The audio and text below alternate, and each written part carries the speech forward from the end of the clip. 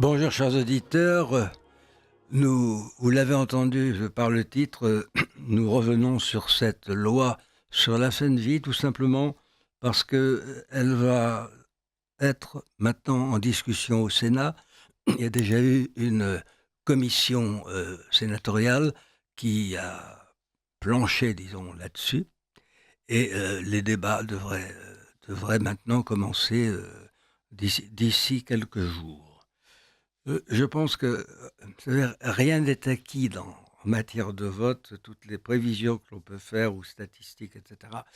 Euh, moi, je suis pas très, je dirais, très confiant dans ces choses. Ce qui compte, c'est le résultat, quand on aura le résultat. Mais ce qu'on peut dire, c'est que tout de même, la grande désorganisation des partis politiques telle que nous la voyons depuis, surtout à la Chambre des députés, à l'Assemblée nationale, n'est-ce pas, euh, montre qu'il y a quand même de grandes incertitudes.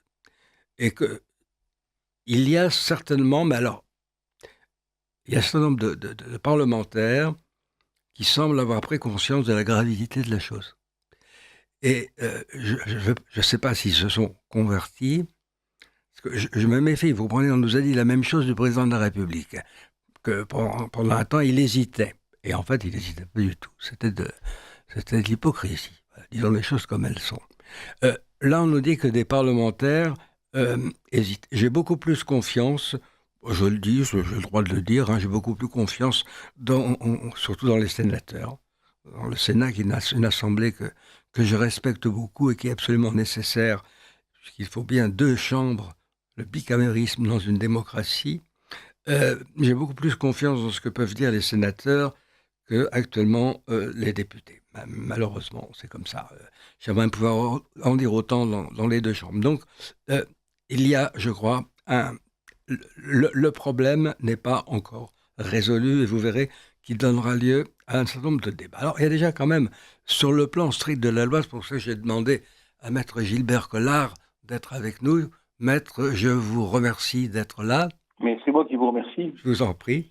Et voilà, je voudrais me faire référence d'abord à deux textes euh, qui, euh, qui existent. L'un dans le Code civil à propos du suicide. Le code pénal. Le Code pénal, pardon. Alors, oui. Oui, bonjour Maître Collard.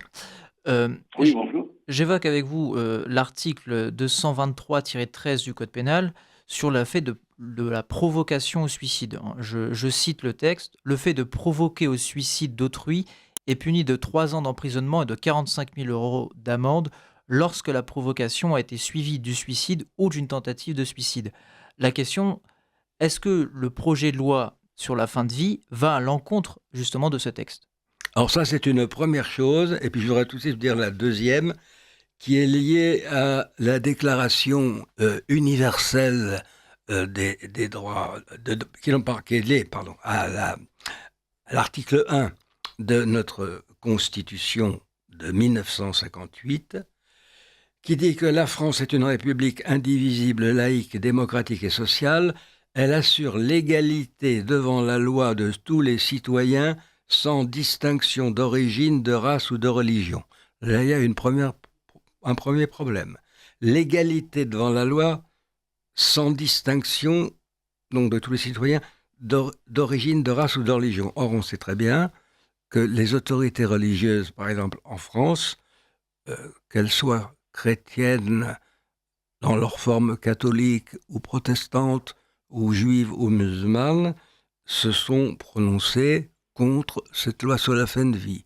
Donc le délit d'entrave, qui quand même comporte une amende de 70 000 € et 2 années de prison, 2 mois de prison, fait que tout de même, c'est pas tout à fait la République n'assure pas l'égalité des citoyens, parce que ceux qui sont affiliés à ces religions, ils sont là punis. Et puis, il y a cette phrase aussi, toujours à l'article 1, elle respecte toutes les croyances. Alors, en ce qui concerne les catholiques, depuis 2020, existe un texte de la Congrégation pour la doctrine de la foi, qui s'appelle ce texte « Le bon samaritain », qui condamne expressément l'euthanasie et le suicide assisté, et qui va même jusqu'à donner des précisions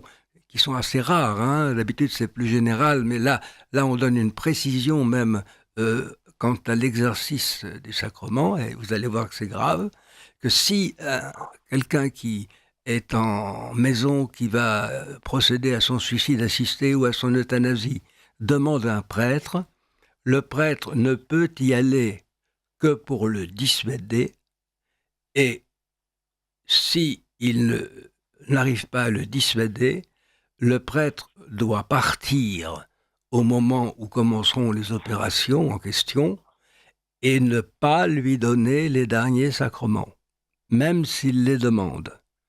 Alors, ça paraît comme ça, vous savez, il faut imaginer la scène. Hein, quand moi j'ai vécu sur place des demandes, heureusement je n'ai pas eu à refuser, mais il faut voir ce que c'est qu'une ambiance d'agonie et de... Bon, vous imaginez, là, il ne sera pas agonisant puisque il faudra attendre la piqûre, mais vous imaginez la scène. Voilà. Alors, est-ce que il n'y a pas donc violation déjà de...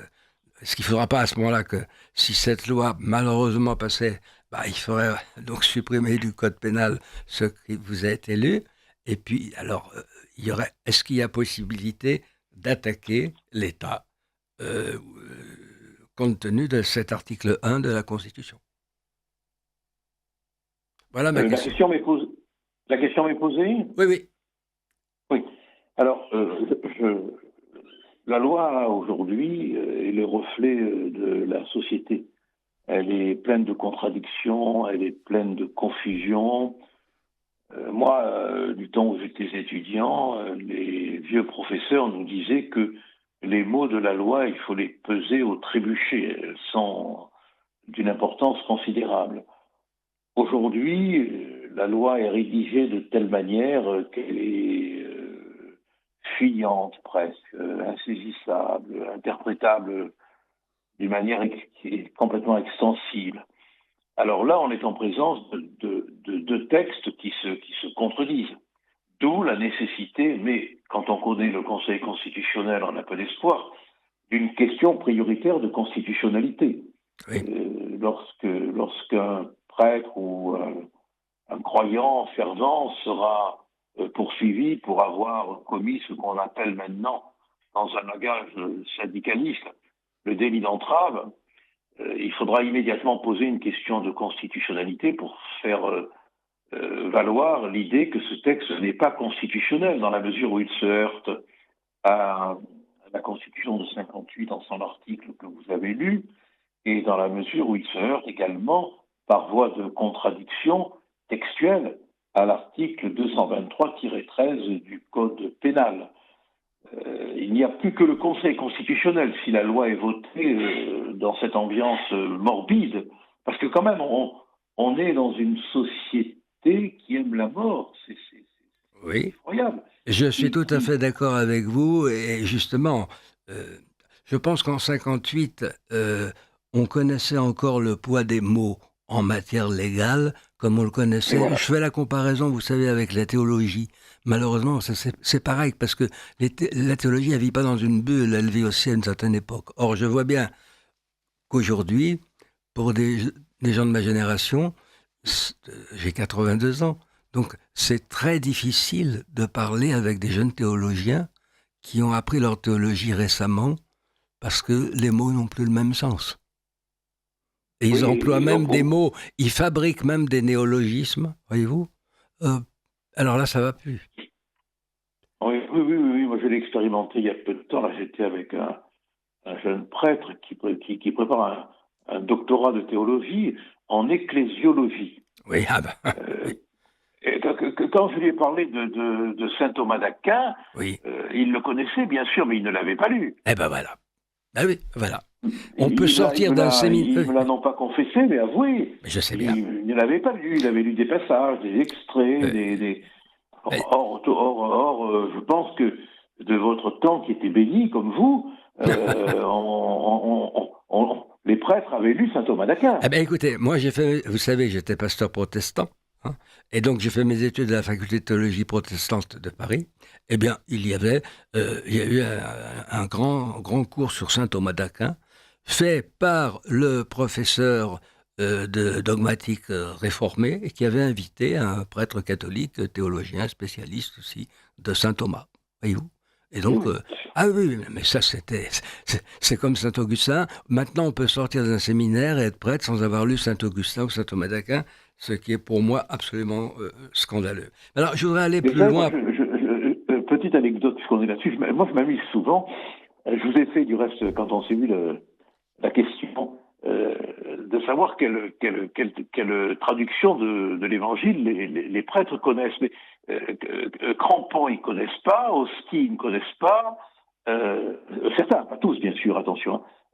Port-Royal, ils ne connaissent pas.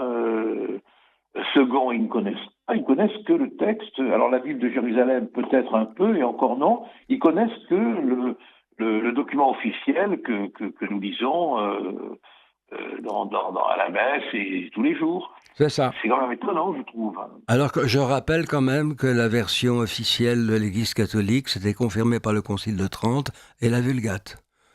Et la Vulgate, voilà. et que la Vulgate, elle existe en français. Et qu'il est très intéressant de se reporter à la Vulgate parce que Saint Jérôme a eu connaissance on le voit bien dans sa traduction, de manuscrits qui ont été perdus. Et c'est pour ça que c'est un témoin très précieux, même si il a rédigé en latin et tardivement par rapport à d'autres manuscrits, mais il avait en sa possession, notamment pour l'Ancien Testament, des textes que nous n'avons plus. Voilà. Voilà, alors revenons oui. à notre alors, mouton, voilà, mais alors, justement, pour aller, on sait ce que vaut le Conseil constitutionnel, mais enfin, bon, il existe, donc on ira. Seulement, voilà, est-ce que dans l'état actuel des choses, parce que vous savez très bien que dans nos laïcs d'aujourd'hui, je dis bien d'aujourd'hui, parce que ce n'était pas le cas de ceux de 1881-85, c'est-à-dire ce n'était pas le cas de gens comme Jules Ferry et même Émile Combes. Même Émile Combes. Mais pas du tout. Ben oui, parce que lui connaissait le catholicisme. Hein, il avait même été... Écoutez, j'ai fait une expérience hier. Grâce au père Noblet, qui est le curé d'Aigues-Mortes, j'ai été appelé à faire une conférence sur la mystique de Saint-Louis. Oui. En l'église Saint-Louis, construite par le Saint-Roi, oui. quand il partit pour la les croisades. Oui. Et j'avais apporté, pour commencer ma conférence, le fameux livre d'histoire de Lavis. Je ne sais pas si le nom vous dit quelque chose. Oui, bien sûr. Bien sûr, à vous, oui. Lavis, alors la couverture dit « Ce livre était la Bible des hussards noirs de la République ».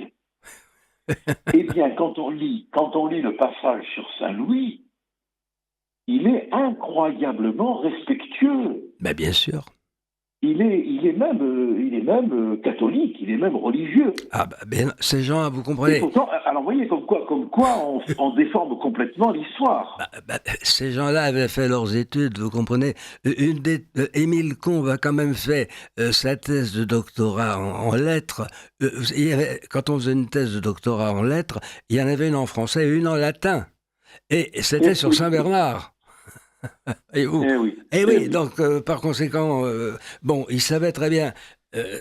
C'est des gens qui voulaient pas ratiociner sur les gloires de la France. Voilà, c'est tout. Parce que j'étais patriote. C'est ça, voilà. Mais vous avez tout dit comme d'habitude. Voilà. J'étais patriote, voilà. Donc Saint-Louis, c'est vrai que j'écoutais votre confrère Badinter il y a quelques mois avant sa mort là parler de Saint-Louis et qui disait bien sûr, malgré les problèmes avec les Juifs, il n'a pas été très tendre, mais enfin, c'était l'époque. Mais a doté la France du premier. Il a doté la France d'une justice extraordinaire. Voilà.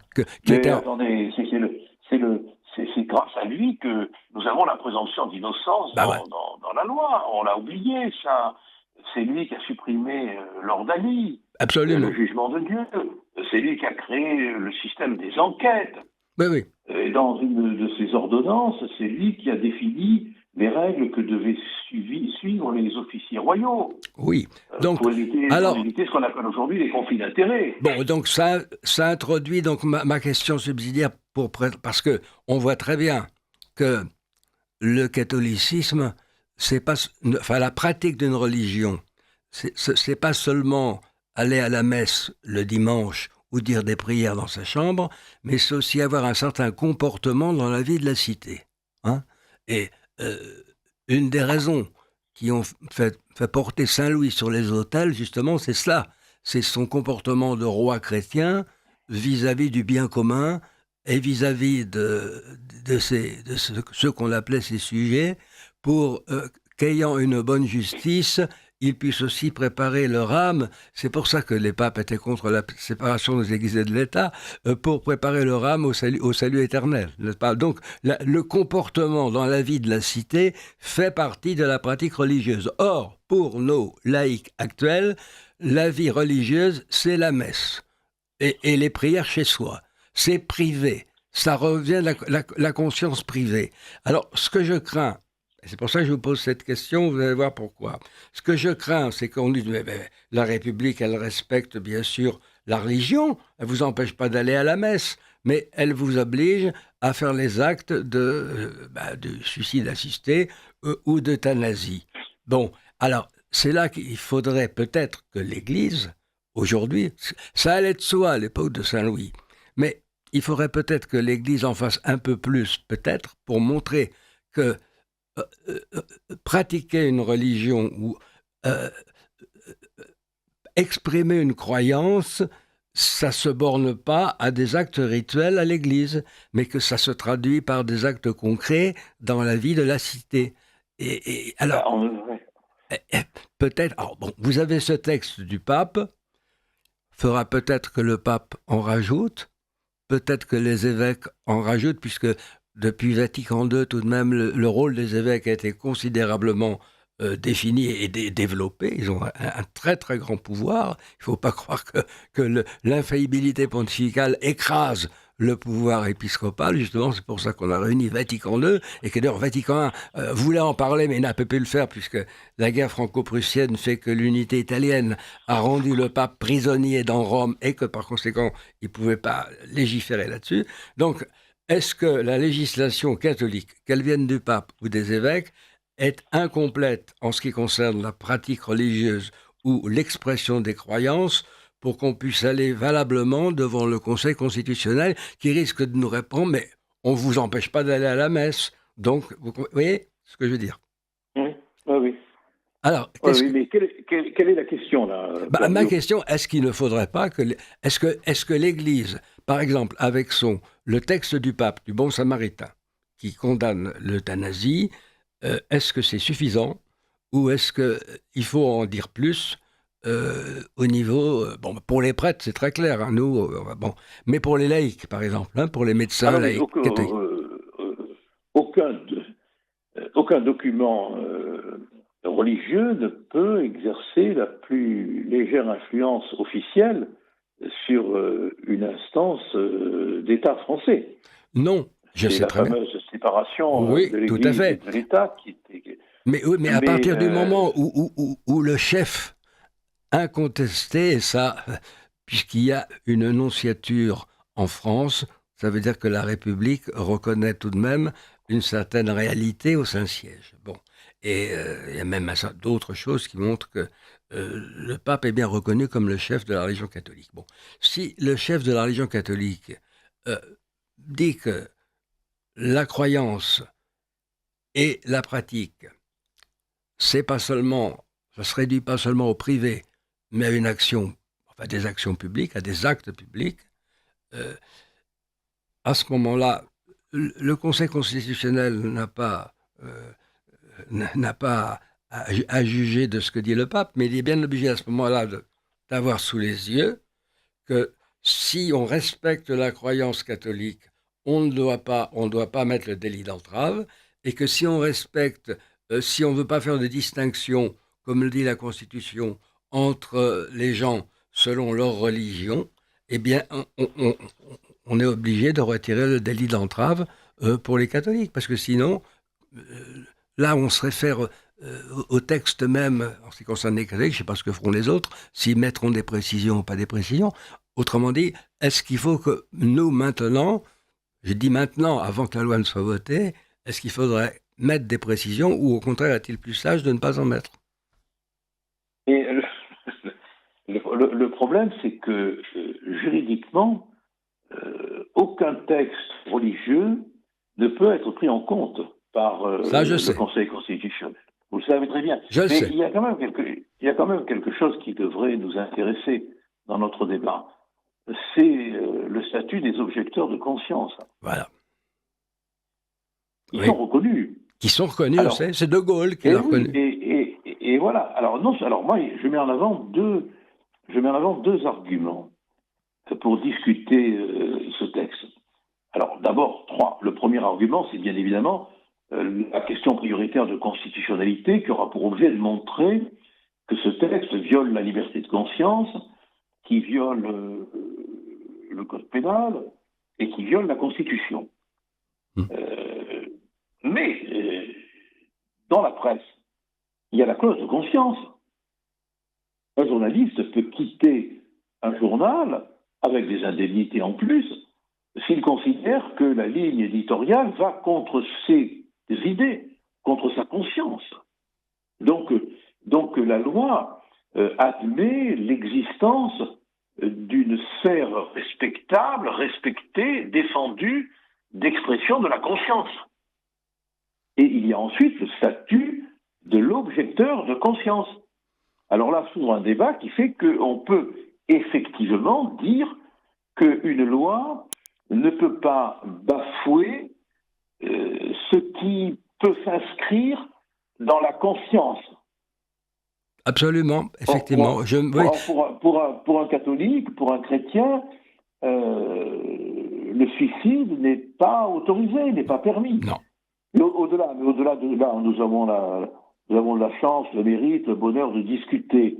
Mais ça va beaucoup plus loin. Ça va beaucoup plus loin. C'est qu'on est embarqué pour Citer.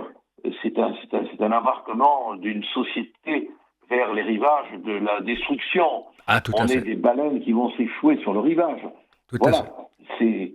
C'est un vent de mort qui souffle sur cette société.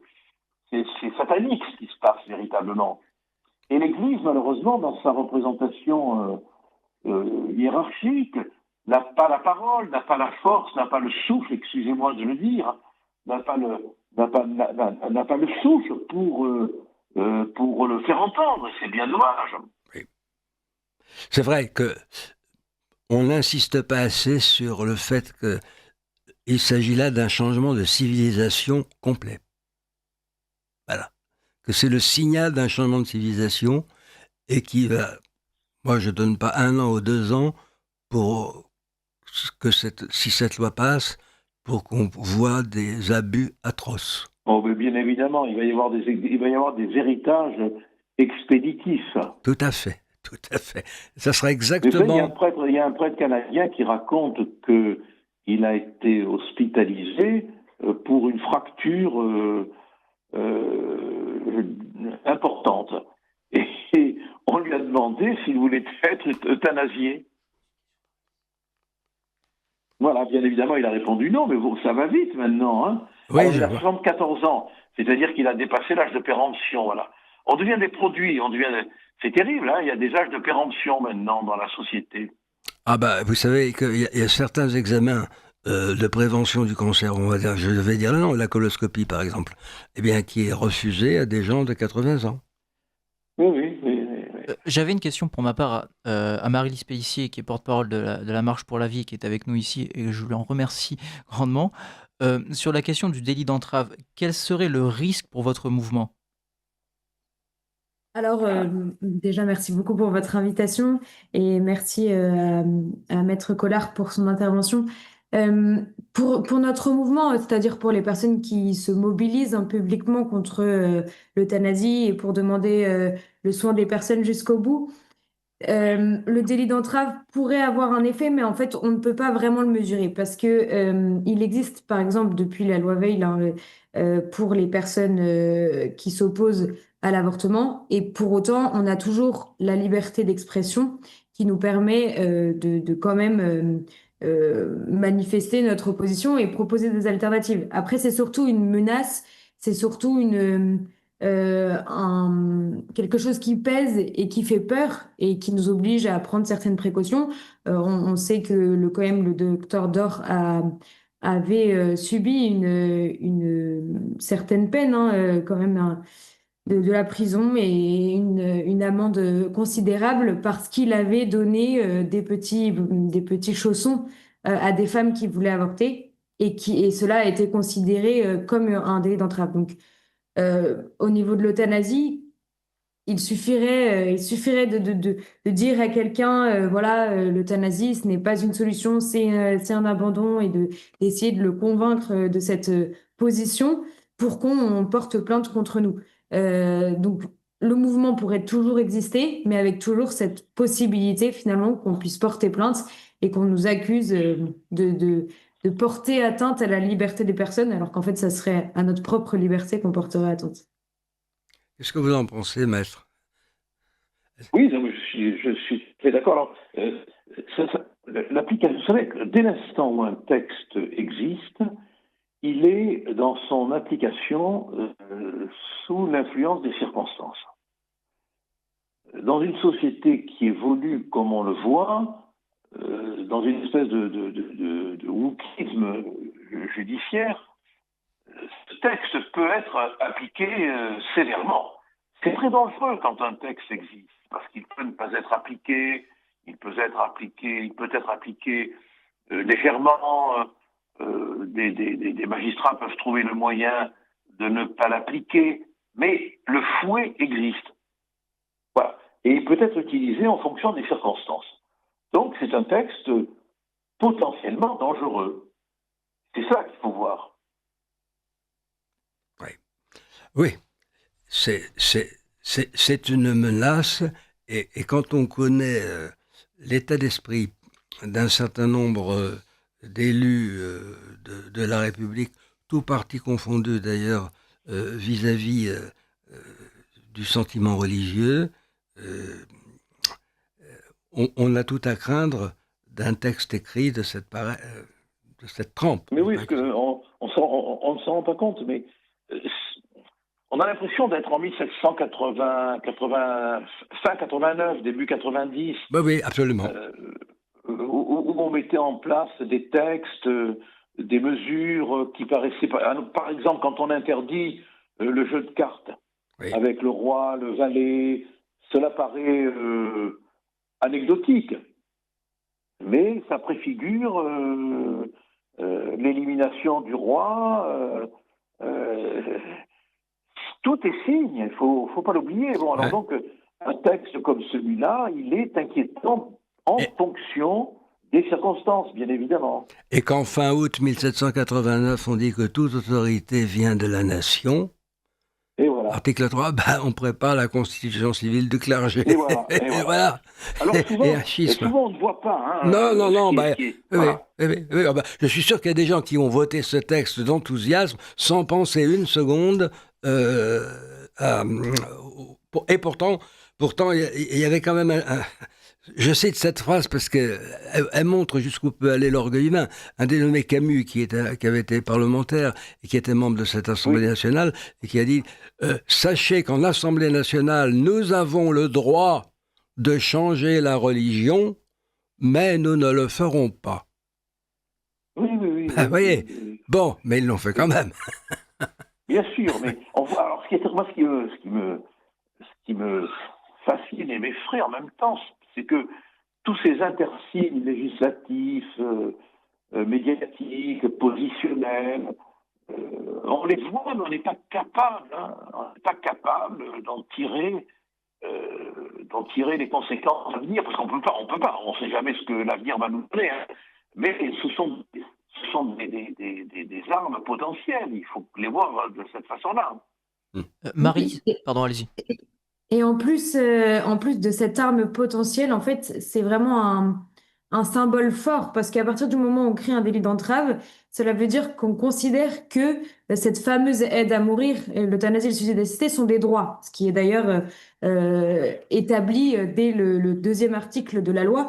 Mais donc la volonté, même si ce délit d'entrave n'était pas utilisé, en fait, le fait même qu'il existe montrerait on n'aurait pas le droit de s'opposer à un tel acte parce que justement, ce serait un droit des patients.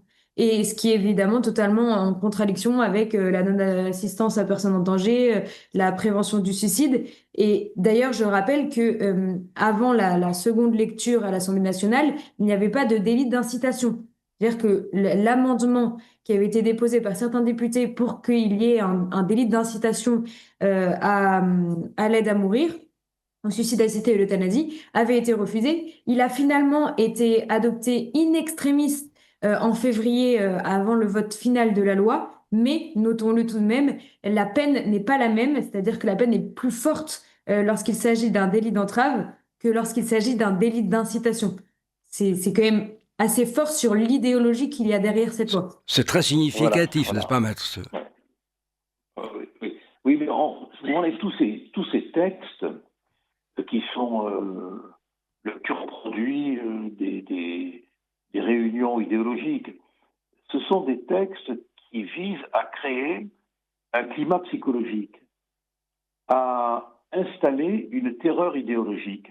Alors, on ne le voit pas maintenant, évidemment, mais vous vous rendez compte, poursuivre quelqu'un en correctionnel parce qu'il dit « Moi, je n'aime pas la mort, je ne veux pas que l'on pratique l'euthanasie », faire en sorte qu'il se retrouve en correctionnel avec quelle que soit la décision tous les ennuis que cela représente, c'est l'opprobre.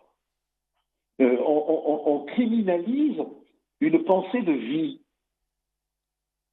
C'est terrifiant. On criminalise une pensée de vie pour créer une ambiance, une atmosphère, un lieu circonstanciel où celui qui dira l'euthanasie, c'est pas une bonne solution, est bien considéré comme un délinquant. Voilà, le délinquant, c'est celui qui s'oppose à la mort distribuée. C'est quand même un renversement complet sur le plan de la philosophie du droit, sur le plan de la sociologie du droit, sur le plan du vécu du droit.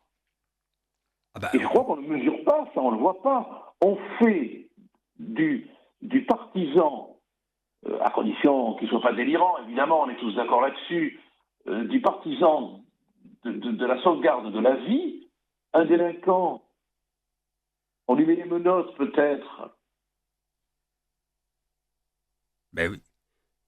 Et alors que la justice est encombrée et que pour obtenir justice sur des choses assez importantes, il faut attendre beaucoup de temps au détriment d'ailleurs, au détriment des citoyens honnêtes, là on va encore recharger de nouveau la justice. Ah ben oui, vous savez, Père Saint-Louis déjà se préoccupait des lenteurs de la justice oui. Et il avait instauré la règle de la festinata. Oui. Allez vite. Oui, ah ben c'est très bien. Là, vous me l'apprenez, je ne savais pas que... Allez vite, voilà, festinata.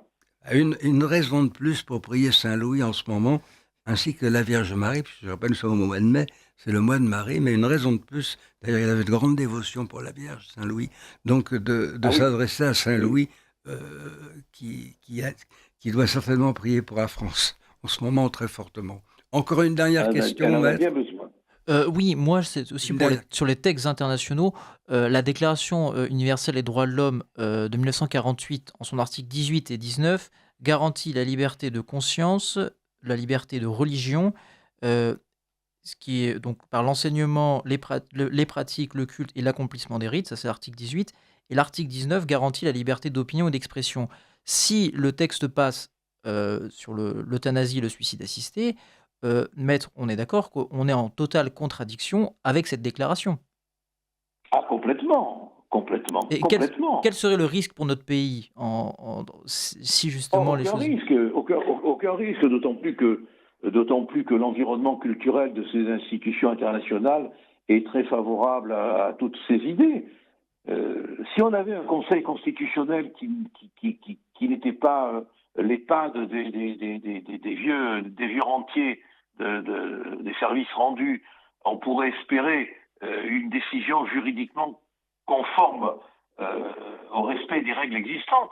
Parce qu'effectivement, il y a dans la loi des violations de l'ensemble des textes qu'on a évoqués. On ne va pas y revenir. Article 223-13, Constitution de 58, articles 18 et 19 de la Déclaration universelle, relation avec l'objection de conscience, relation avec la clause de conscience. Donc, il y a beaucoup d'arguments. Et puis, j'allais dire, merde, on a le droit de vouloir vivre, même si on est malade, même si on est... C'est un choix. Et on a le droit de dire que on est à quel prix, tant pis pour la vie, on a le droit, même si peut-être on peut être critiqué, discuter là-dessus. Oui, tout à fait. Et puis, je répète tout de même, alors là, à l'unanimité, les députés ont voté quand même. Le Parlement a voté les soins palliatifs. Bon, alors, vraiment, actuellement, à ma connaissance, on n'a pas ouvert de nouveaux centres de soins palliatifs. Mais tout ça, mais mon père, il faut se rendre à l'évidence. Oui, c'est ça. On n'a plus les moyens de soigner les Françaises et les ça, Français. c'est clair. C'est on clair. n'a plus les moyens. Moi, j'ai un témoignage encore hier d'un ami, ce prêtre avec qui j'étais pour ma conférence sur Saint-Louis. Il a été gravement malade, on l'a transporté à l'hôpital. Il a attendu 8 heures dans un couloir. Et il est ancien infirmier. Oui. Il est ancien infirmier, donc il a l'habitude de l'hôpital. Il n'en revenait pas. Il me dit, j'entendais les gens crier, les gens se plaignaient. La sécurité a dû intervenir à plusieurs reprises parce que des malades n'en pouvaient plus. Certains sont tombés des brancards. Enfin, c'est effroyable l'état de la France. Mais je sais. Et tout ça est masqué, tout ça est fait.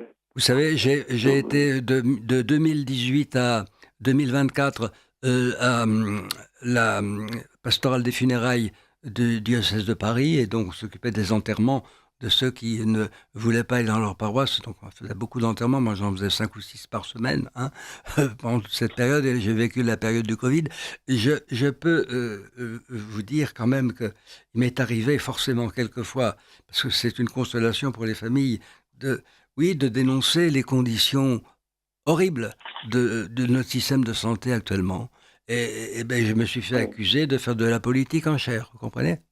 Et on s'en est servi pour m'éliminer. Bon, mais je crois que c'est le devoir de l'Église, et combien de grands évêques l'ont montré au cours de l'histoire, ou de simples prêtres, que d'avoir dénoncé en chair un certain nombre de choses qui étaient nuisibles pour l'homme et qui étaient mauvaises. Je pense à la condition des vieillards dans certaines EHPAD, qui sont des boîtes à crever, des boîtes des mouroirs. Quand on arrive à l'hôpital, malheureusement, on ne peut pas dissimuler son âge, mais si on pouvait trafiquer son âge, ça donne des chances de survie. Absolument. Je suis hélas de votre avis. Et même, je vous dis, pour des demandes d'examen, on en arrive à mentir aux gens. Je reviens aux histoires de coloscopie qui préviennent quand même le cancer du côlon. Moi, ma secrétaire en est morte parce qu'elle avait eu le tort, voyez-vous, c'était d'avoir 70 ans quand elle a demandé la coloscopie. On lui a dit, ce n'est plus la peine à votre âge, mais de toute façon, vous ne pouvez pas l'avoir, ça ne se développera pas. Et elle en est morte.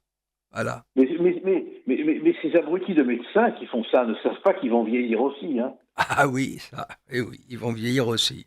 Et que même si ils auront intérêt à avoir des amis dans la boîte, si j'ose dire, parce que sinon, seulement comme ce sera les gens de la même génération sont peut-être morts aussi en même temps. Et que voilà. Mais en tout cas, c'est quand même l'esprit de cette loi, et ça, il faut que nos auditeurs s'en rendent bien compte. Ça ne concerne pas que les dépressifs ou les gens qui sont en fin de vie à cause d'un cancer épouvantable, mais ça concerne tout le monde. Et le fait de soigner ou de ne pas soigner, voilà. Puis à partir du moment où on inclut la mort dans les soins, ça fait partie des soins, eh bien, on peut décréter, alors tout simplement, au nom du bien commun, tout simplement parce qu'on n'a plus d'argent, et il faut s'occuper d'abord des jeunes qui sont plus rentables, et ben qu'à partir d'un certain âge, on est plus soigné. Alors, il y aura évidemment ceux qui pourront s'en tirer, c'est ceux qui auront de l'argent. Voilà. Alors, Mais ben, enfin, rappelez-vous, Hannah Arendt le raconte dans son histoire des origines du totalitarisme. oui, Quand Hitler a instauré l'élimination, l'éradication de malades mentaux, c'était dans un but de charité, dans un but je de sais. soin. Ah ben j'ai vu les affiches, oui, la mort miséricordieuse, et les La affiches, mort là. miséricorde. Oui, Voilà, oui, oui, oui, oui, oui, oui, oui, oui, oui, oui, c'était la mort miséricordieuse. Et puis les affiches sont très bien faites, comme toute la propagande. C'était Goebbels, qui était un génie voilà. diabolique, vraiment du mal, n'est-ce pas? Mais qui était vraiment un artiste dans son genre, hein. Ah oui, Ah, c'est je voulais dire. un Hein. génie, comme les photographes d'Hitler, d'ailleurs. C'était des génies, Ah parce que... oui, c'était Mais du reste, il a fait des émules, hein, Ah parce que oui, ah l'air de bah, oui, oui, rien, bien sûr, il a fait des émules là-bas. l'air Ah, de rien, la propagande, elle continue, hein. Ah bah d'ailleurs, les bons services de ces gens-là ont été utilisés en Allemagne de l'Est par les communistes. Bon, et alors, nos auditeurs, j'ai découvert que Klaus Barbie, le boucher de Lyon, avait été exfiltré par les Américains dans la fameuse rat ligne, hein, la ligne des rats, hein, Oui, et il a servi l'Amérique pendant des années et des années, puis après il a été exfiltré en Bolivie. oui, oui, oui, oui. Ah oui, oui, ah, mais on utilise les compétences, voyez, Ouais, pour oui, voilà. certaines, pour les basses œuvres, voilà. Voilà, non, mais c'est la raison pour laquelle il faut être très, très vigilant, Oui, oui, oui, oui, être très intransigeant, prudent et très vigilant, hein, très. c'est sûr. Il faut prier Saint-Michel. Voilà, Saint-Michel, effectivement, c'est le spécialiste de la lutte contre le diable. Eh oui, Ah oui, oui, oui. Ah, je sais bien, vous savez, c'est aussi mon ange gardien, puisque je m'appelle Michel. Alors, il me le dit, c'est pour ça que je suis virulent là-dessus, et que je ne cesserai jamais de l'être, parce que je considère que c'est la question capitale actuelle, et que si l'État franchit ce que j'appelle cette ligne rouge, pour moi, il n'est plus l'État. Ce n'est plus un État légitime. Voilà, je le dis très Mais clairement. il va la franchir, il va la franchir. Un, Je le crains. Je un le crains. un grand merci à vous en tout cas, Merci, Maître Collard. Collard. Merci Merci encore. à vous, hein, et passez un bon dimanche. Et merci Pervio pour votre homélie que j'ai diffusée sur ma chaîne Gilbert Collard TV. Elle passionne tous les dimanches les amis qui nous suivent. Hein. Merci. Merci beaucoup, c'est moi qui vous remercie. Marie-Lise Pellissier, je voulais savoir quelle est la situation actuelle du projet de loi au Sénat. Je ne sais pas si la commission a arrêté ses travaux et si le débat Oui. va commencer. Alors j'aimerais que vous nous parliez, si vous avez des nouvelles de la commission qui s'est tenue, et puis à partir de ces nouvelles, quels seraient vos pronostics? Alors, le 29 avril, la commission des affaires sociales du Sénat s'est réunie pour travailler sur ce fameux texte de l'aide à mourir. Alors, ils ont profondément modifié le texte, puisque, bon, déjà au niveau sémantique, alors je ne dis pas que c'est mieux, hein, mais ils ont modifié. Cela ne s'appellerait plus l'aide à mourir, pardon, cela s'appellerait l'assistance médicale à mourir. Alors, beaucoup de journaux ont titré, notamment l'AFP, hein, je crois, le Sénat supprime le droit à l'aide à mourir. Alors, je suis allée vérifier dans le texte de la commission et c'est faux puisque l'article 2 a été conservé tel quel, c'est-à-dire l'article qui ouvre un droit. Et donc, cela reste un droit. Donc, Quel journal a dit ça? Cette fausse nouvelle, elle vient d'où? Alors, je peux vérifier, il me semble que l'AFP l'a dit, Ah ben, mais oui, non, mais donc, si l'AFP l'a dit, ça me suffit, parce que maintenant, ils diffusent à tous. Voilà. Eh oui, voilà. les journaux vont chercher, tous les journaux lisent l'AFP. Voilà. Bon, bah déjà, ça nous montre Voilà. quelque chose de grave, parce que c'est le centre de l'information.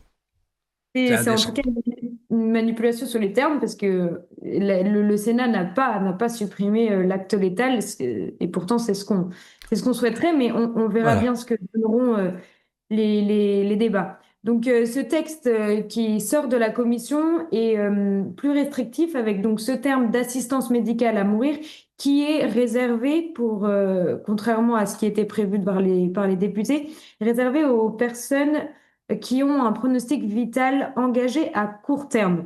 Ce qui est tout de même différent puisque dans le texte des députés, il s'agissait de phase avancée ou terminale et tous les médecins disaient que c'était très flou et qu'une phase avancée pouvait durer des mois, voire des années. Là, Absolument. voilà, les sénateurs ont tenu à dire que cette piqûre serait réservée à ceux qui ne vivraient encore que quelques heures, voire quelques jours. Donc, ils ont essayé de réduire ces conditions d'accès. Euh, alors, ce qui est intéressant, c'est que ils se sont basés, le début de leur rapport parle de l'étranger et de toutes les dérives qu'il y a à l'étranger.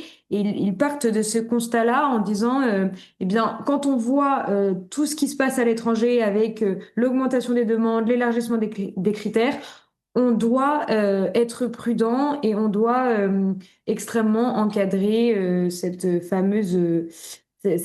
fameux nouveau droit. Alors, une petite Donc, question. Vous venez de parler d'étrangers. Est-ce qu'au niveau de l'étranger, il y a un ou deux pays qui émergent le plus, qui sont des exemples qui existent le plus? Moi, j'ai mon alors, idée, mais je voudrais savoir. alors, je pense que en ce moment, on parle beaucoup des Pays-Bas. Donc, les Pays-Bas augmentent. Alors, vous savez, aux Pays-Bas, il y a toujours, ils ont ouvert l'euthanasie, pardon, aux mineurs et puis pour les personnes qui ont des troubles psychiques. Et en 2024, selon le National Review, 30 personnes de 15 à 29 ans ont été euthanasiés pour troubles psychologiques. Donc c'est quand même assez C'est terrible. représentatif, voilà, de ce qui se passe. Ce même critère de maladie mentale va être autorisé au Canada en 2027. Les évêques, justement, les évêques du Canada, là, ont pris la parole tout récemment, ont proposé, pour soutenir une loi qui empêcherait cet élargissement de l'accès de l'aide à mourir. Donc, vous avez cet aspect des psychiques qui est aussi très présent en Belgique. Donc, je pense que Canada, Belgique, Québec, Pays-Bas. Et puis, bien sûr, on a eu récemment aussi le cas de l'Espagne. On pourra parler, si vous souhaitez, de l'affaire Noelia. Donc, c'est vrai qu'on parle de plus en plus des exemples étrangers. Ça fait déjà, en fait, des années qu'on en parle, mais il semble que ça puisse toucher certains parlementaires. Absolument. Quelques mots sur l'affaire d'Espagne, s'il vous plaît. Alors, Rapidement. Noélia a été euthanasiée, comme vous le savez, elle avait 25 ans. Elle a été victime de plusieurs viols. Elle avait déjà un parcours difficile, familial, des placements dans des familles d'accueil, etc. Et elle avait fait une tentative de suicide, notamment, qui l'a rendue paraplégique. Euh, Ce qu'il faut savoir, c'est que Noélia, déjà, elle n'avait pas une maladie incurable. Elle avait certes des souffrances chroniques, mais elle n'avait pas de maladie incurable. Elle n'était pas en fin de vie, bien sûr. Et surtout, c'était une jeune fille qui avait beaucoup de troubles mentaux psychologiques, qui étaient reconnus. Elle était suicidaire, elle avait des pensées suicidaires. Donc, bien sûr, les pensées suicidaires, vous savez, que ça va, ça vient. Enfin, je veux dire, c'est difficile d'avoir quelque chose de vraiment constant. Donc, il y a eu ces doutes qui ont été exprimés parfois vis-à-vis de sa décision sur l'euthanasie qui ont été assez mal pris en compte par l'hôpital. Pourquoi? Notamment à cause d'un facteur qui est le don d'organes.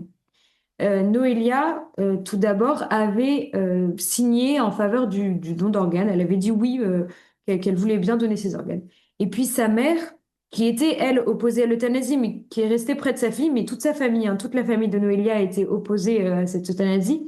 Sa mère lui a dit, écoute, Noélia, pense à nous, pense à ta famille, s'il te plaît, ne donne pas tes organes.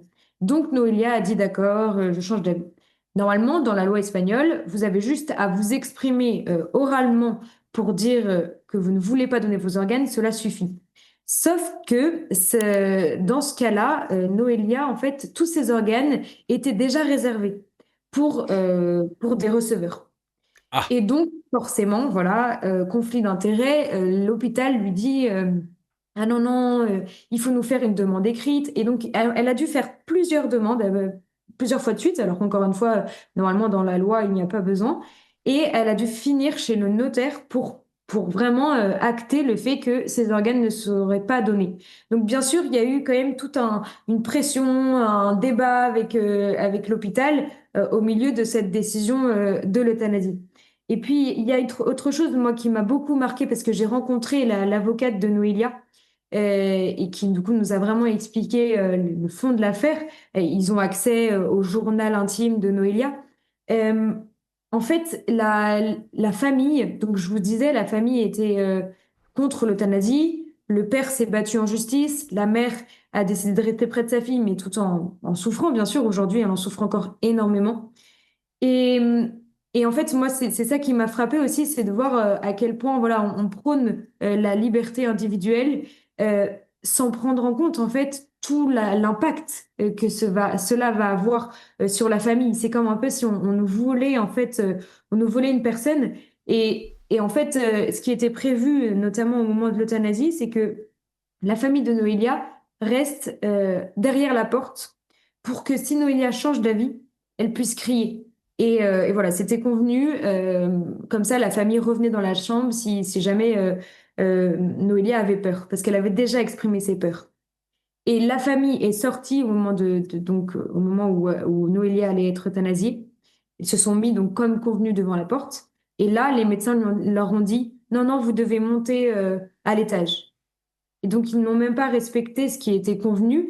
Donc, la famille a été éloignée et ils n'ont pas pu finalement assister au dernier moment de leur fille. Mais donc, voilà, il y a quand même beaucoup de dessous. La division les fractures, les blessures dans les familles, chose qui avait déjà été relevée dans le sondage de la Fondapol et qui doivent, je pense, particulièrement nous inquiéter. Mais il y a eu quand même, alors, en Espagne, non, Est-ce que les organes ont été donnés finalement? Finalement, non. Non, ils ont réussi à obtenir qu'il ne soit pas donné. Et en fait, il y avait un conflit d'intérêt aussi sur le don d'organes parce que ce qui est illégal, c'est que c'était la même personne qui s'occupait de Noélia et qui s'occupait de la transplantation d'organes. Ah oui, Or, normalement, c'est non. séparé. Oui. Surtout que, bien sûr, vous savez qu'il y a des dimensions lucratives, hein, Oh, énorme. voilà, c'est évidemment le don d'organes est gratuit, mais ceux qui travaillent dans la transplantation d'organes sont payés. Ils sont Donc en prêts. fait, c'est Oui. une dimension économique aussi. Bien, un moment pour le Bobino. Vous appréciez cette émission ? Plongez dans toutes nos autres émissions filmées, débats, culture, histoire, littérature, religion, politique. Des émissions pour comprendre, réfléchir et transmettre. À retrouver sur cette chaîne YouTube. Radio Courtoisie est une radio associative. Elle ne vit que grâce à votre soutien. Aidez-nous à faire entendre votre voix sur soutenir.rc.fr. Et Marie-Lise, sur sur le Sénat maintenant, si on revient au Sénat, je ne sais pas si vous êtes en lien avec des sénateurs ou si vous avez pu en contacter certains, mais selon vous, on se dirige vers quoi au Sénat? Est-ce qu'il y a eu vraiment, parce que bah, ça me tient, on nous a fait le coup avec le président de la République, est-ce qu'il y a vraiment des gens qui ont été un peu retournés, qui ont, je ne vais pas dire qu'ils se sont convertis, mais enfin qui ont réfléchi à la gravité de la chose et qui ont, disons, changé d'avis? Alors oui, je pense que l'aspect radical et extrême du projet de loi Falorni a bousculé certains parlementaires qui ont finalement voté contre. Ils le disent, hein. Il y en a qui disent qu'ils étaient pour et qu'ils sont basculés parce qu'ils ont vu l'extrême radicalité du projet de loi et puis les conditions très, très, très larges. Je pense que certains ont pu être touchés aussi par certaines prises de parole des malades, des soignants. Donc oui, honnêtement, on ne peut pas dire que les lignes ne bougent pas. Euh, Là, les sénateurs sont assez attachés à la question de la liberté de conscience également. Ils ont renforcé la clause de conscience dans ce texte de la commission. Ils l'ont élargi aux pharmaciens, aux psychologues, au personnel des établissements et des services médico-sociaux. Et Et l'Église, et l'Église? alors, ils n'ont pas parlé spécifiquement de l'Église, ils ont parlé des clauses de conscience collective, donc c'est-à-dire que s'adresserait, par exemple, aux établissements de santé tenus par des religieuses, qui pourraient refuser, selon ce texte, Très bien. d'avoir C'était leur l'euthanasie. grand souci. Ce qui est voilà, important. Alors, est-ce que ça tiendra? Je ne sais pas. Euh, alors, c'est vrai que moi, nous, notre inquiétude à la Marche pour la vie, hein, c'est que finalement, ils adoptent un texte encadré sous prétexte qu'il soit encadré, alors qu'en fait, déjà, on sait que les garde-fous ne tiendront pas, mais surtout, quand bien même ils tiendraient, enfin, légaliser l'euthanasie reste extrêmement grave, même si c'est dans le cas d'une maladie incurable, puisque cela revient toujours à, à tuer un patient et à faire passer l'acte de tuer comme un soin. Donc, ça reste trop dramatique. Donc, le Sénat est dans une optique de restreindre l'accès, mais la question, c'est comment vont se passer les débats et est-ce qu'on ne va pas revenir à la situation de janvier où ils avaient eu la même optique, donc ils avaient réduit le texte en commission et finalement, il avait été rejeté parce il ne convenait ni à ceux qui sont contre l'euthanasie, comme je venais de vous dire, quoi qu'il arrive, ni à ceux qui sont pour et qui considèrent que le texte est trop restrictif. Donc voilà, on ne sait pas trop, mais il est probable, en tout cas, les pronostics penchent plutôt pour un rejet du Sénat. Après, comme vous disiez au début d'émission, en politique, tout peut arriver. On ne peut pas tout prévoir et donc on verra bien comment se positionnent les sénateurs. Mais c'est vrai que j'en profite pour dire que j'ai l'impression que la mobilisation sur ce sujet s'est quand même beaucoup essoufflée. Après le second vote à l'Assemblée nationale, beaucoup ont cru que la loi était votée. Et merci de nous redonner la parole sur ce sujet, Vervio, parce qu'en fait, ce n'est pas terminé et on a encore besoin de notre mobilisation auprès des sénateurs, auprès du grand public et auprès des parlementaires. Oui, certainement. On a toujours besoin des sénateurs, surtout en ce moment, hein. Et est-ce qu'au Sénat, le délit d'entrave n'a pas été conservé dans la version de la Non, commission? Non. ils Comment? ils ont supprimé le délit d'entrave à la commission. Bon, mais vous savez qu'il y aura de toute façon, si donc s'il vote ça, c'est donc un texte différent de celui de l'Assemblée, et que par conséquent, il y aura une commission paritaire qui va se réunir entre sénateurs et députés pour Alors, essayer. oui, Alors, en théorie. Mais le Premier ministre peut décider de ne pas faire de commission mixte paritaire et de finalement recommencer les navettes entre l'Assemblée et le Sénat. Mais ce qui est plus probable, c'est la commission mixte paritaire.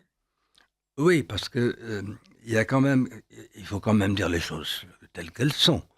C'est une initiative qui vient du président de la République et il l'avait mise dans son programme, d'ailleurs, d'élection. Et il y a quand même des gens qui devraient aujourd'hui se poser des questions. Je parle de ceux qui ont fait voter pour lui ou qui, d'une certaine façon, sans dire de voter pour lui, ont fait en sorte que les voix se reportent sur lui, alors qu'il y avait l'euthanasie et le suicide assisté dans son programme. C'est clair, ça. Et qu'il y a donc un certain nombre de gens que j'aurais la charité de ne pas désigner qui devraient se poser des questions morales et religieuses s'ils sont religieux.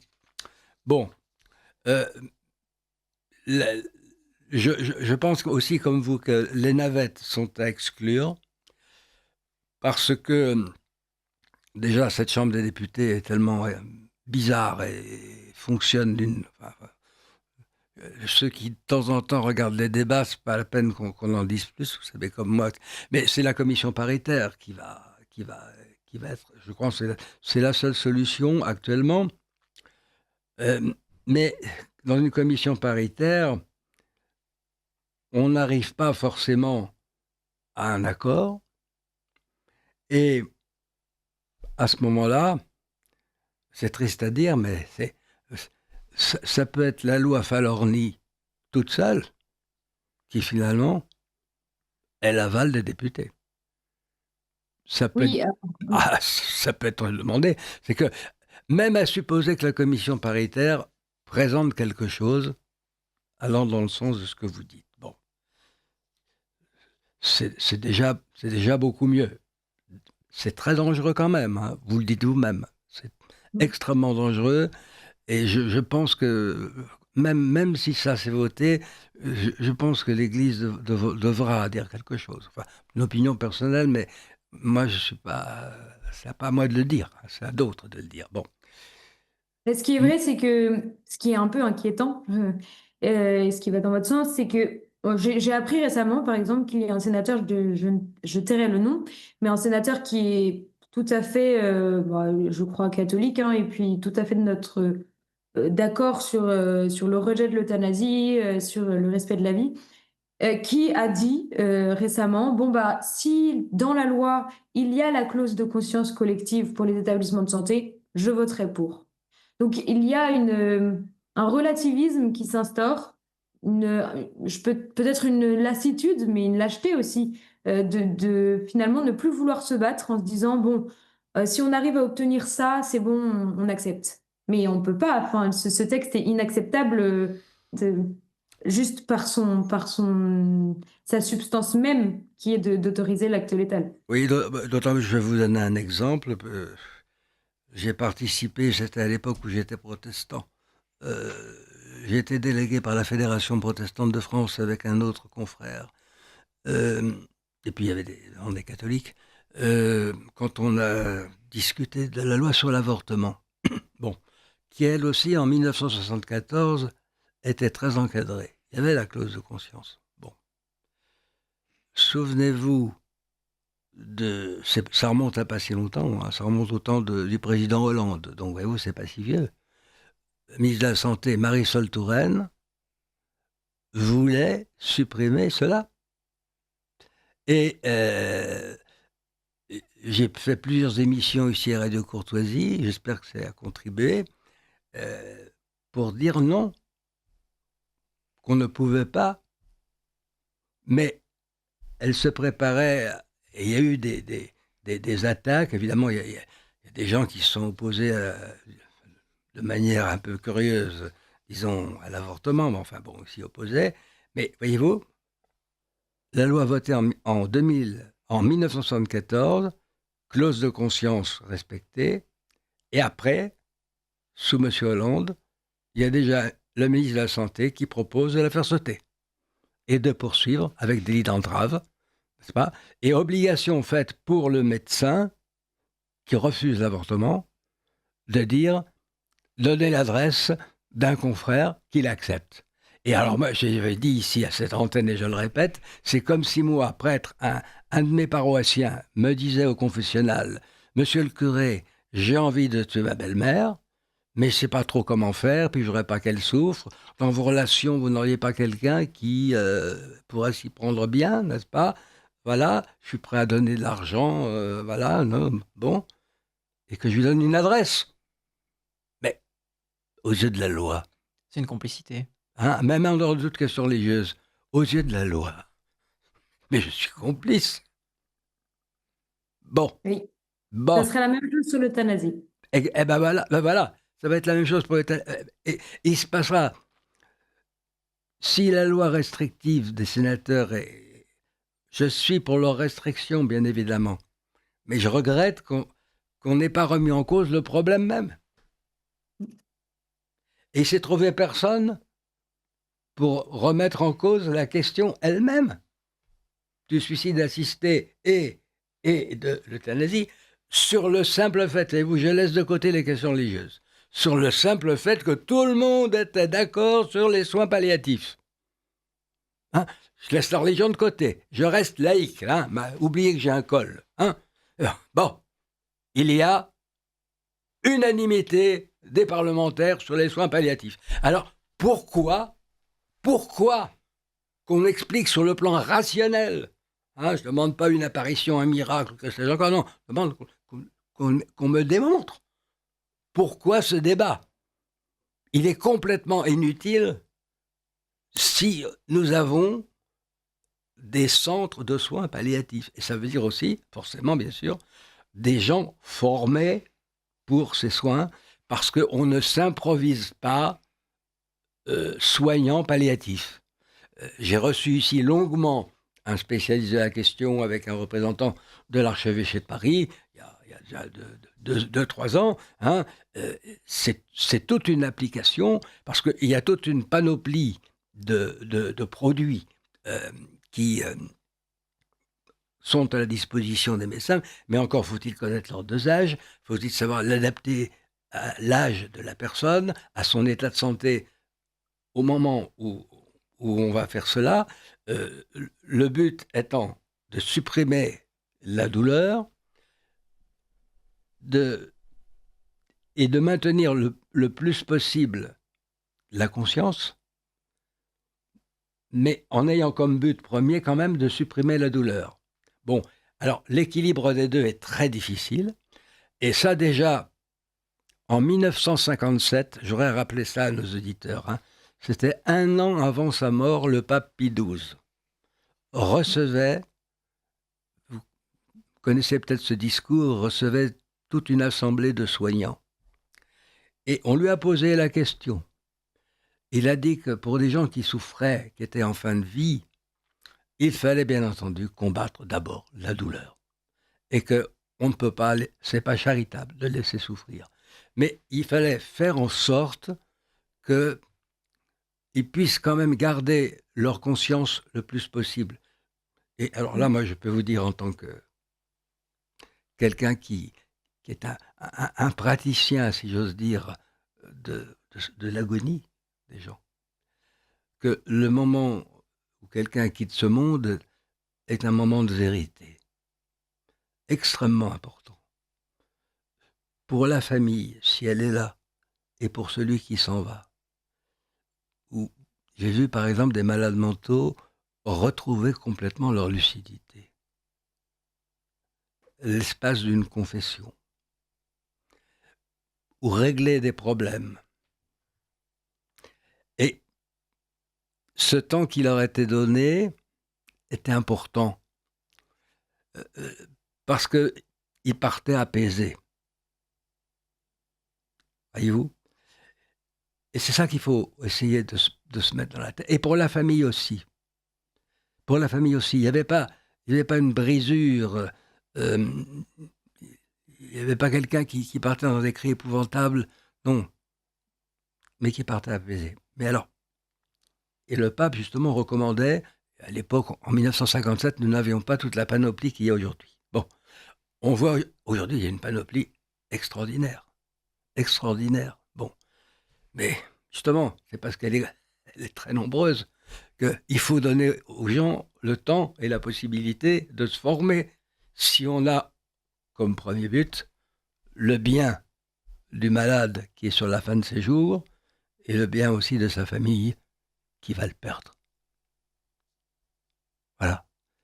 Or, ce qui montre bien l'hypocrisie de nos politiques, c'est que les 2 chambres ont voté à l'unanimité les soins palliatifs et qu'à ma connaissance, on n'a pas ouvert un nouveau centre de soins palliatifs alors que nous avons 25 départements, je crois, qui n'en ont pas. Alors ça, moi, je n'admets pas. Et je dis qu'un État qui cautionne de telles choses est indigne de respect. Et c'est là où on voit que la volonté de légaliser l'euthanasie et le suicide assisté sont idéologiques. C'est faux de dire que c'est pour le soin des personnes, c'est faux de dire que c'est pour les plus vulnérables. Parce que si vraiment ils voulaient respecter l'ordre, il faudrait d'abord que les soins palliatifs soient répandus partout, que tout le monde puisse y avoir accès. Et après, on pourrait peut-être se poser la question de la liberté des personnes de demander l'aide à mourir. Parce qu'encore une fois, c'est bien mignon de parler de liberté alors que cela va concerner des patients qui n'auront pas forcément accès aux soins palliatifs. Donc, c'est-à-dire qu'ils auront le choix entre une médecine inadaptée à leur situation de santé et la mort.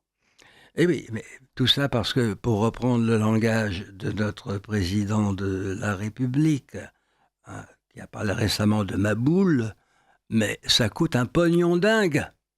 Bien sûr. Ça aussi, c'est de lui, ça. C'est pas de moi comme expression. Hein. Ça coûte un pognon dingue. Mm. Eh oui.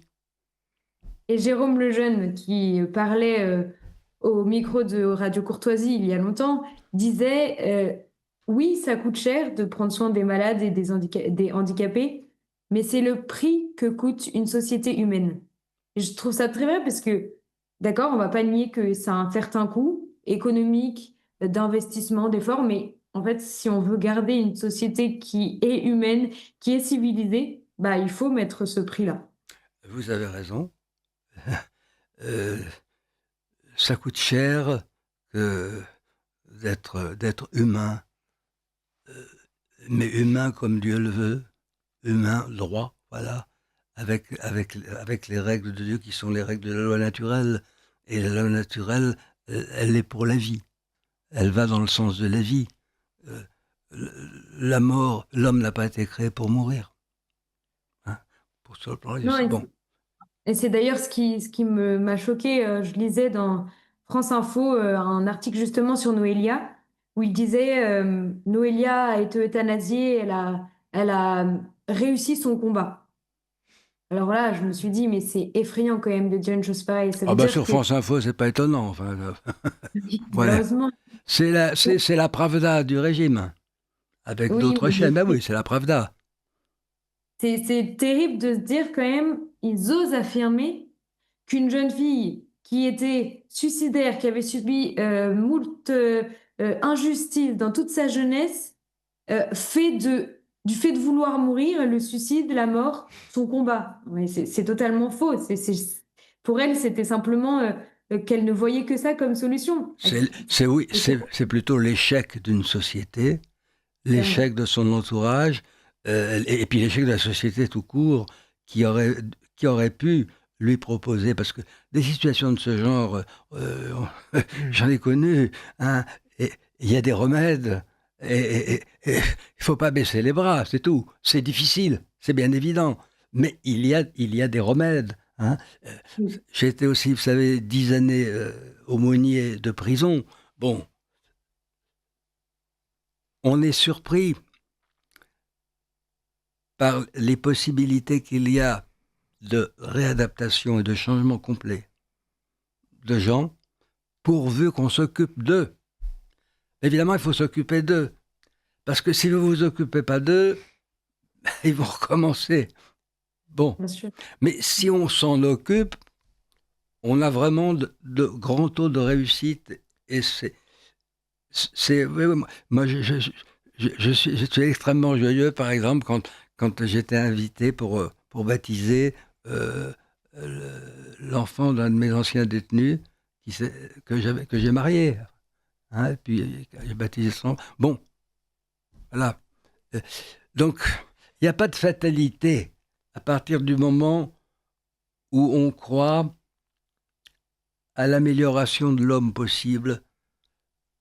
Bon, moi, je vais dire bien sûr par la grâce de Dieu, mais cette grâce de Dieu, elle va intervenir au niveau de soins psychologiques, au niveau d'attention, au niveau d'un entourage, d'amour. Voilà. Pour rebondir sur ce que vous dites, Père Viot, et évoquer aussi les signes d'espoir qui existent en Europe, j'aimerais évoquer avec vous l'actuel archevêque de Canterbury, Sarah Mullally, qui, alors, le 31 décembre dernier, a affirmé à la BBC, dans un échange avec l'ancienne première ministre Theresa May, et ça rejoint ce que vous dites, je la cite, « Nous ne finançons pas correctement les soins palliatifs. Je crains que certaines personnes prennent la décision de recourir à l'aide à mourir parce qu'elles n'ont pas accès aux soins palliatifs appropriés ou au soutien social nécessaire. » Et elle va encore plus loin, et elle dit « Je pense que nous devons prendre soin des plus vulnérables de notre société. Nous devons adopter une vision selon laquelle chaque personne est créée à l'image de Dieu. » Alors, comme on sait, la Grande-Bretagne, donc l'Angleterre, l'Écosse et le Pays de Galles ont refusé l'euthanasie. Marie Spessier, est-ce qu'on peut aussi, je dirais, voir aussi un signe d'espoir? Et est-ce que vous avez eu des échos justement sur ce qui s'est passé en Grande-Bretagne? Alors oui, bien sûr qu'on peut voir un signe d'espoir. Alors, il y a deux choses différentes. L'Écosse, ils ont vraiment rejeté le projet de loi. tandis qu'en Angleterre et au Pays de Galles, il y a eu un facteur de calendrier, disons, qui a joué, qui a permis qu'en fait le projet de loi échoue. Mais bien sûr, ce retardement a été dû à l'opposition de certains politiques en Grande-Bretagne. Donc, pour nous, c'est un grand signe d'espoir parce que, comme je l'ai plusieurs fois dit, ce n'est pas une fatalité que l'euthanasie et le suicide assisté soient adoptés.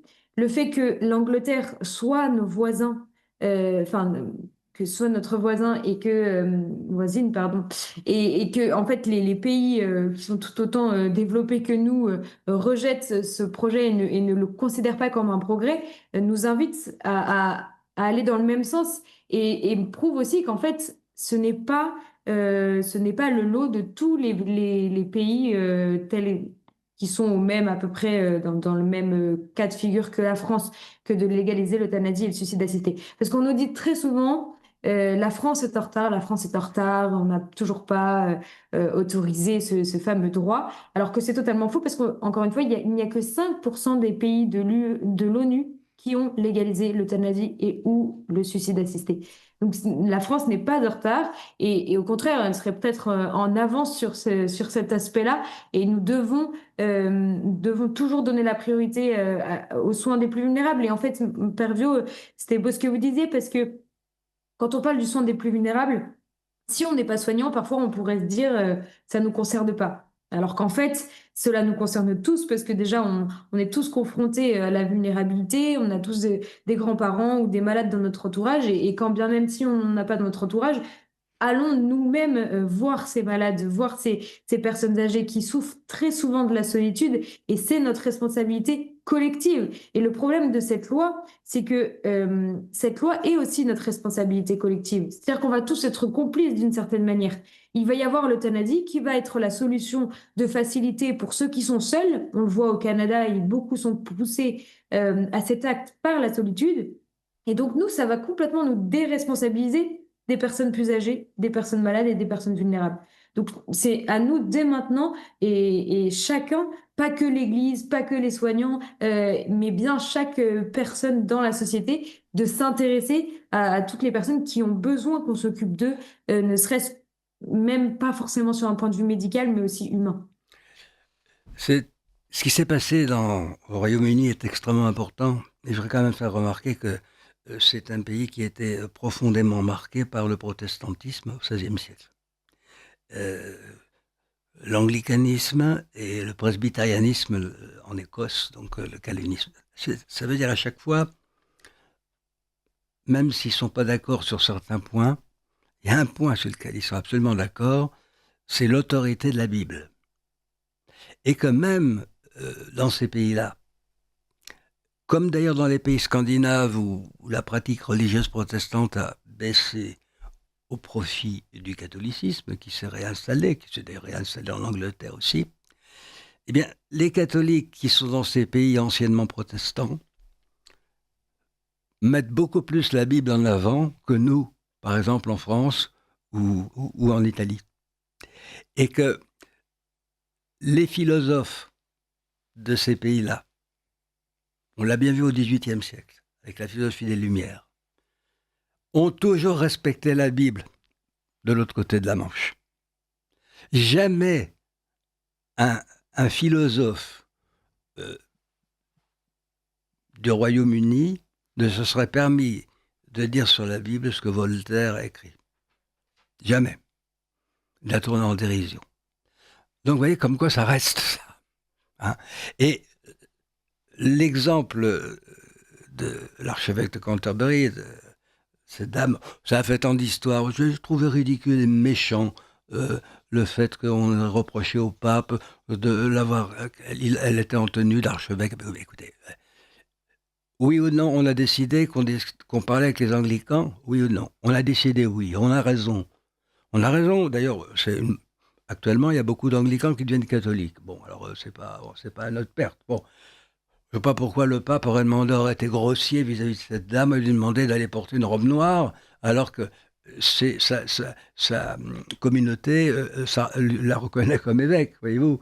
Eh bien, c'est une libérale au point de vue de classement théologique. Enfin, ceux qui m'écoutent et qui connaissent un peu la théologie savent ce que ça veut dire. D'ailleurs, le fait qu'en tant que femme, elle soit évêque montre déjà un certain libéralisme théologique. Ben, voyez-vous, elle fait une déclaration contre. Voilà, elle reste fidèle au texte biblique. Et on pourrait dire que sa parole a autorité, étant donné que c'est une ancienne cadre infirmière. C'est une ancienne infirmière, Sarah Mullally, et qui justement, en raison justement de son expérience, affirmait ce qu'elle affirmait à la BBC. Moi, je voulais aussi dire, bon, on est bientôt sur la fin, Marie Spécier, quelle réponse peut-on aujourd'hui apporter, nous tous, hein, je parle à ceux qui s'opposent au projet de loi, puisque pour le moment le projet de loi n'est pas encore voté. Donc quelle action on peut encore mener? Et si jamais, par malheur, le projet de loi venait à être voté, quelle justement réponse collective pourrait-on justement apporter? Alors, actuellement, là, à court terme, il ne faut absolument pas lâcher la mobilisation auprès des députés, puisque ce sont eux, finalement, qui vont voter cette loi. Et donc, nous avons le devoir, en tant que leurs électeurs, ils nous représentent, nous devons leur dire notre opposition ferme à Absolument, ça c'est tout à fait logique. voilà, en argumentant. Et il ne faut pas hésiter à chercher toutes les associations, nous, La Marche pour la Vie, et puis il y a Alliance Vita, il y a Fondation Le Jeune. Plusieurs initiatives existent et vraiment, ce n'est pas compliqué de trouver un moyen de contacter son député. Mais moi, j'alerte sur le fait que les mails ne sont pas forcément lus. Il faut aller voir le député. Voilà, c'est un investissement personnel peut-être Mais supérieur. comment le faire dans le cadre du Sénat? Alors, dans le cadre du Sénat, effectivement, comme ce n'est moins direct, on peut quand même écrire à son sénateur, on peut tout de même aller le rencontrer parce qu'il y a des permanences de sénateurs hein, dans les régions. Donc, on peut tout à fait, les contacts, tout est public hein, sur nos élus. Donc, on peut contacter tous nos sénateurs sans problème. Moi, j'invite notamment ce qu'on avait fait en première lecture au Sénat, c'est qu'on était devant le Sénat pendant tout le long des lectures et on rencontrait les sénateurs quand ils sortaient de l'hémicycle. Donc, c'est-à-dire qu'il faut être prêt à rester parfois un peu tardivement, mais c'est vrai qu'ils étaient assez marqués de voir souvent des jeunes, et pas que, qui étaient là devant le Sénat jusqu'à très tard, parfois 1 heure du matin, pour juste leur dire, Monsieur, qu'est-ce que vous pensez de l'euthanasie? Est-ce que vous êtes content de ce qui se passe? Et puis d'échanger un petit peu avec eux. Et c'est là, Pervio, où en fait, moi, j'ai remarqué que certains n'étaient pas campés sur leur position concernant l'euthanasie et le suicide assisté. Et que je me dis qu'il y a quand même encore des cartes à jouer auprès de ces sénateurs-là si Oui. on arrive à argumenter nos positions. C'est un beau témoignage et vous avez raison. Vous avez raison. Malgré tout ce que j'ai dit, bon, moi je suis d'un naturel un peu pessimiste, mais il faut faire ça. C'est ce qu'il faut faire et c'est votre droit en tant qu'électeur. Bon, évidemment, nous, toujours à cause de ce fameux problème de la séparation des églises et de l'État, moi si je faisais la même chose, ça serait pris d'une autre façon. Vous comprenez? Bon, ce qui ne veut pas dire que si malheureusement les choses sont votées, il ne faudra pas que l'Église reste indifférente. Il faudra qu'elle vous rejoigne d'une manière ou d'une autre. Hein. Et d'une manière visible. Oui, on a besoin de la présence et de la mobilisation des évêques et des prêtres. On en a vraiment besoin.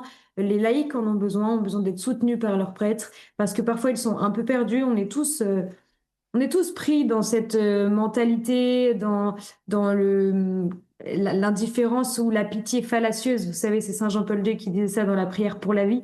Et donc, en fait, parfois, on n'a plus trop de repères et on a besoin que l'Église ait une palance forte. Alors, elle l'a au niveau du Vatican, au niveau des évêques de France, ils ont quand même sorti une tribune qui était claire, mais en fait, tout le monde ne les lit pas. Ça, il faut que les prêtres en parlent dans les paroisses, dans les homélies, qui disent à leurs paroissiens, on leur rappelle la position de l'Église sur tout ça, parce que il y a beaucoup de gens qui se disent catholiques et qui se disent pour Je sais l'euthanasie. bien, moi j'ai fait dans un sermon à Paris, un sermon où j'ai vraiment dit beaucoup de choses contre, pas contre l'euthanasie, c'était contre l'avortement. Il y a une dame qui est sortie et qui n'est plus jamais revenue, qui était médecin, qui était une dame pratiquante, voyez-vous. Oui. Et il a fallu que, malgré le fait que mon cher curé, qui est un ami, soit allé auprès d'elle, elle n'est jamais revenue. Voyez-vous? Voilà. Donc, mais je crois que, si vous me permettez de vous donner un conseil, je pense que à l'issue du témoignage juste que vous menez en ce moment, en allant voir les sénateurs, si ça revient à la Chambre des députés, en allant voir les députés, bon. Mais si cette loi est votée, il faut que vous demandiez d'une manière officielle l'appui de l'Église. Et je pense que, compte tenu, il faut prendre les situations telles qu'elles sont dans les pays. Bon, l'Église est séparée de l'État et l'Église est catholique. C'est-à-dire qu'il n'y a pas d'Église catholique de France. Il y a une Église catholique en France. Que le chef de l'Église catholique, c'est le pape. Alors, vous n'allez pas bien sûr écrire au pape. Ah, j'ai écrit au pape. Bien. Bon, bien, voyez, moi, je respecte la voie hiérarchique. Je pense que vous êtes tout à fait en droit d'écrire au président de la Conférence des évêques de France. Vous êtes aussi en droit d'écrire au nonce apostolique en lui envoyant le double de la lettre que vous avez envoyée au président de la Conférence des évêques de France. Et nous avons la chance d'avoir un cardinal qui est président de cette conférence. Donc c'est un collaborateur direct du pape. Mais il faut respecter le nonce. Voilà. Voilà ce que je vous demande, et il faut que vous le fassiez savoir. Ah ben voilà, il faut que, non seulement, mais que ce soit, disons, une lettre publique, voilà. Il faut que vous ayez fait une double démarche. Vous avez fait une double démarche, et il faut que vous le fassiez savoir. Et puis alors, rien ne vous interdit, bien sûr, de parler à des prêtres. Ça, c'est tout. Ils verront avec leur évêque. Voilà. Je crois que nous arrivons au terme de notre émission. Et je vous remercie pour tout ce que vous faites.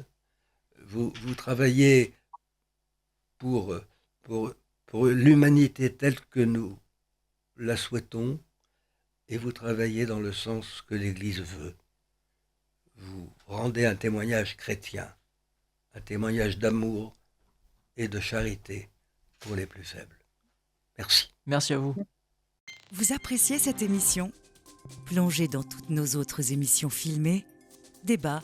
On est devant un régime qui, parce qu'il est désavoué par la population, se radicalise comme jamais et se donne les moyens de mater le peuple, avec cette vieille idée qu'il suffit de mater les rebelles pour décourager le peuple et qu'on passe à autre chose. Et c'est, je pense, moins le calcul que le réflexe qui joue dans l'esprit de l'extrême centre de la classe dominante. La note de Terra Nova dit d'ailleurs avec un cynisme vraiment désarmant, on dit écoutez, il faut changer de peuple pour la bonne raison que le peuple vote mal.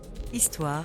Au voyage de Laetitia Bonaparte à Rome en 1804, au moment du sacre, il se trouve qu'à ce moment-là, elle avait été accueillie par le pape et qu'il avait écrit une lettre à Napoléon pour lui dire à quel point il avait trouvé sa mère absolument formidable. Donc il avait beaucoup d'estime pour la mère de l'empereur. Ouais. Littérature, politique. Peut-être verrons-nous cela à l'avenir. Des Européens qui, ne pouvant plus trouver de quoi survivre et se développer dans leurs anciennes morphologies politiques telles les nations, auront la nécessité de se rassembler dans de nouvelles organisations qui dépasseront le cadre des frontières que nous connaissions, qui dépasseront le cadre même des continents que nous connaissions, et on verra des choses surprenantes.